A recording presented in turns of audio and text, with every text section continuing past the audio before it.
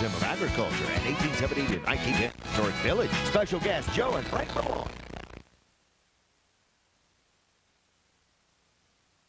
Childhood obesity is a growing problem, but 180 students at Daugherty Middle School want to make sure it's not a problem for them. It's all a part of the Youth Becoming Healthy program. The program gives students, teachers, and parents a place to exercise after school. Students are also taking control of their health by eating healthier. Now, as part of the program, the cafeteria is serving less fried foods and sweets and serving more fruits and vegetables. And that's good news for the students and great news for people who care about the health of our young people.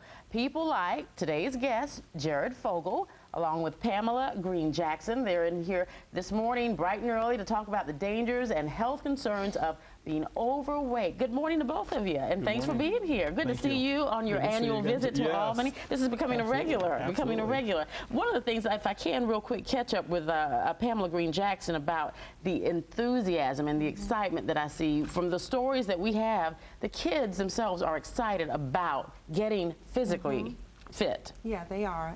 Lots of them have signed up. Again, transportation is the issue for many of them, but for those that come on a regular basis, they're seeing results. They're reporting results. The instructors, are working closely with them. We have the, just incentives that we're going to give away to them this morning. Now, in terms of the food, no cut back on the fried foods, cut back on those sweets. That's going okay as well? That's going okay. We're still having a little problem, but as soon as the vending machines are gone, I think they'll have a harder time getting to the snacks that they're used to eating, but the cafeteria has changed. All right. Well, Jared, of course, you have helped so many. I mentioned this a little bit earlier. You have helped so many people, and you look at that tray there. And the exercise equipment. As you travel across the country, are you seeing other programs like Youth Becoming Healthy? I want to see more of them. I'll tell you, I think it's great to see an initiative like this, and everyone's talking about the problem of childhood obesity. It's in the news, it seems like every single day, but no one seems to be presenting very many solutions.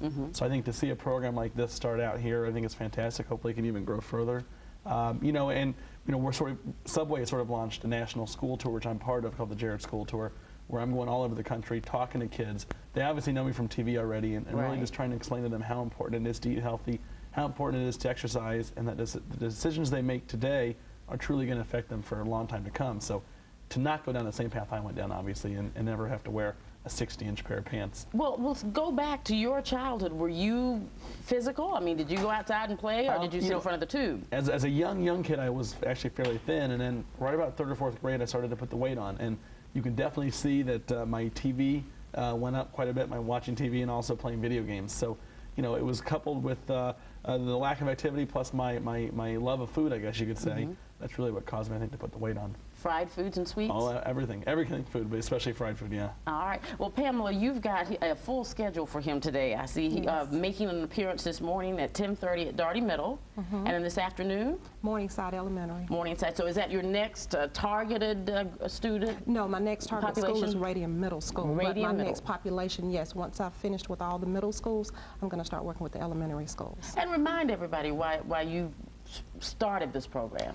I'm in memory and honor of my brother. I lost my brother on February the 11th due to complications of obesity and diabetes.